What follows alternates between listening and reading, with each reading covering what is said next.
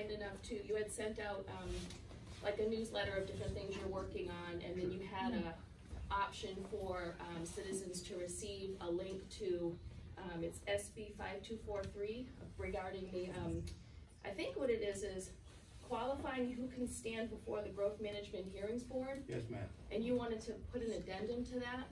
Well, I'm proposing legislation that will make it, that will give the people that have truly an issue with a particular growth management issue the ability to bring an issue before the Growth Management Board. Somebody that has standing, essentially. Standing means, do they have a financial impact to that particular decision, or will a decision impact them that other than the fact that they live near the area? So it has a little bit more of an ownership issue with that GMA. But does that also prohibit other people from being able to stand before the hearings board? It will. Does it limit who can and who can't? If indeed you are financially impacted or have a particular impact, whether it's financial or some other definition, and I think I have the bill here, I can share it with you. I have it on my phone as well. Oh, there you go.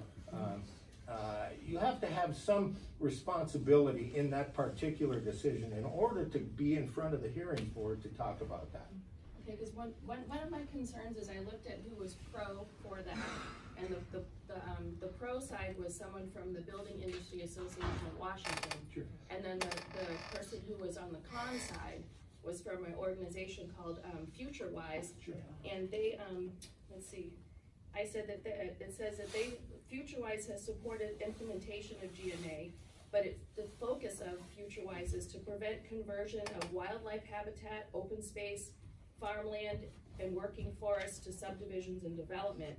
And they also focus on livability. So to me, that's kind of a red flag that by limiting who can speak before the board, I mean, I think everybody who lives here is impacted somehow in the Growth Management Act, whether you live on property that's going to be converted to something. If you care about Southwest Washington, like I know everybody in this room does, that's why they're here, I'm really not seeing a need for something like this, personally. Because there was a really great showing, and thank you, sir, really great showing up in Battleground last month for the just understanding how the GMA works. And I know there's another one coming to Camas on the 30th of January, and I know a lot of people are going to go to that as well. And living in Camas, I know Barry McDonald is right on board with this, who was amazingly elected as a write-in. I mean, that tells you that people really are concerned, and their voice needs to be heard in all different ways. Like that gentleman that was very passionate, maybe he didn't come across as respectfully as he could have, but I think there's such this groundswell of concern for so many different things, whether it's national or local, you know, but we can't affect change everywhere. So in my mind, I'm trying to affect change in my little world, which is Camas, and I feel passionately about how I have seen over the last 20 years that I've lived in Camas, the natural environment just clear-cutted and people packed into each other. And I know that I don't like that. And I feel like that gentleman that left, if I'm not heard or people aren't heard and it keeps continuing, that just gets people so infuriated. So I really, I mean, respectfully, Larry, if you, I just doing real well. I'm really very sweaty right now, and I don't really like to speak in front of people, but I'm trying really hard to make a valid point in a respectful manner. But I just feel like if you limit the people who can speak in front of the board, that just says that's not a good message, I don't think, to people. I appreciate your thoughts, Megan, and essentially, for me, that